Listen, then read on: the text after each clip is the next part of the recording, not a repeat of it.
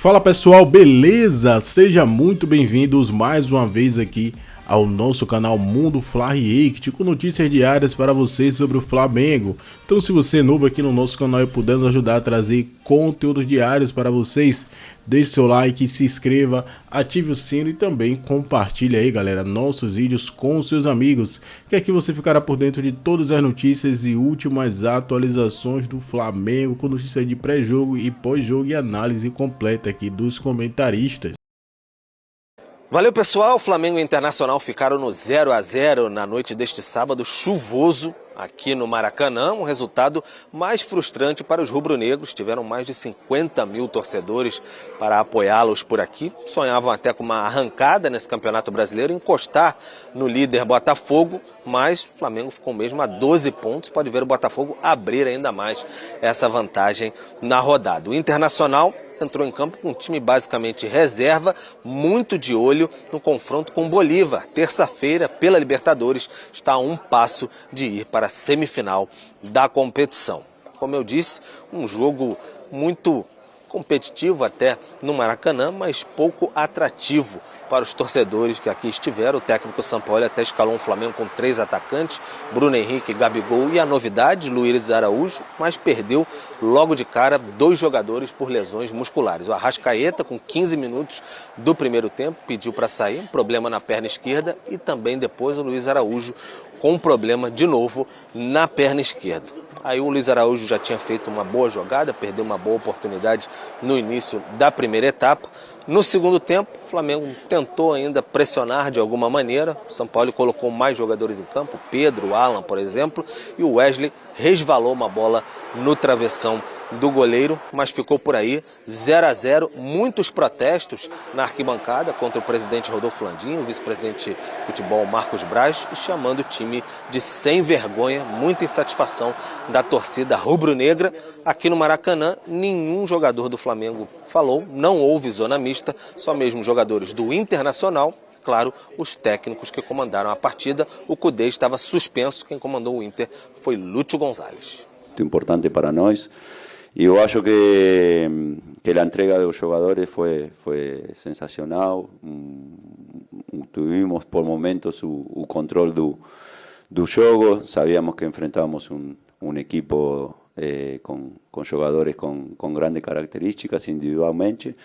Mas o elenco mostrou-se focado, mostrou-se muito concentrado em cada bola, em cada disputa, que foi o que a gente sempre pede, sempre cobra essa intensidade. Eu acho que obviamente que a gente veio buscar os 3 pontos com nossa estratégia, com nosso plano de jogo, mas com um jogador a menos por la lesão de Vital, acabamos por ahí sufriendo no final, mas no acho que el empate acaba siendo justo. Primero, que no considero eso de vergüenza. Creo que, vuelvo a repetir, usted revise el partido y está lleno de intenciones y con bastante imprecisiones, pero lleno de intenciones. Hasta el último minuto, si no falaría eso. En la cual yo llegué aquí, se vislumbraba un año difícil para Flamengo.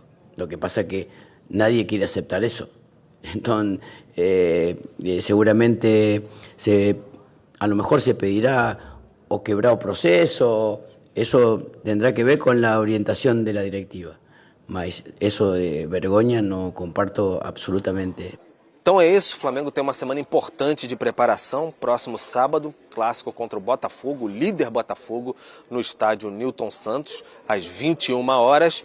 Além disso, na segunda-feira, na sede da CBF, tem o sorteio dos mandos da decisão da Copa do Brasil. Esse primeiro jogo vai ser no Maracanã ou no Morumbi. O Flamengo fica nessa expectativa. O Internacional, claro, tem uma expectativa muito grande do jogo de terça-feira contra o Bolívar.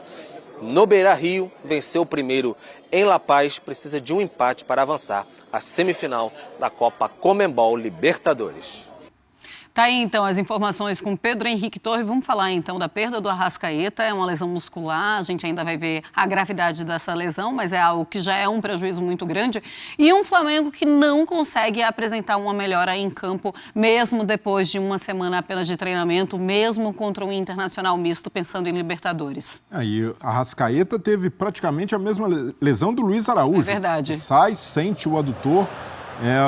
Preocupante, o Arrascaeta é um dos principais jogadores do time, e essas lesões, para mim, são um sintoma da má gestão do Flamengo no futebol, porque não é por acaso que acontece, são lesões musculares, isso tem a ver com trabalho de prevenção. Você trocar tantos treinadores, como o Flamengo vem fazendo nos últimos anos, e ainda mais nessa temporada, que mexeu agora no preparador físico, troca preparador por causa da agressão no Pedro, muda a metodologia de trabalho, isso tudo interfere e, naturalmente, uma hora vai respingar em campo esse alto número de lesões. É óbvio que o Vitão acabou sofrendo também uma lesão, o zagueiro do Internacional, mas no caso do Flamengo é algo recorrente e que o Flamengo precisa lidar com contenção de danos, mas eu acredito que são 3 semanas para se recuperar até o primeiro jogo. O Arrascaeta deve ter condições, mas se preocupa por ser um dos principais jogadores do time. E hoje uma partida muito fraca do Flamengo. O jogo foi ruim, né, Marcelo? Foi ruim, foi bem ruim. Foi muito fraco, 12... Me dá a vez agora no Flamengo aí para assumir o comando aí técnico do time aí,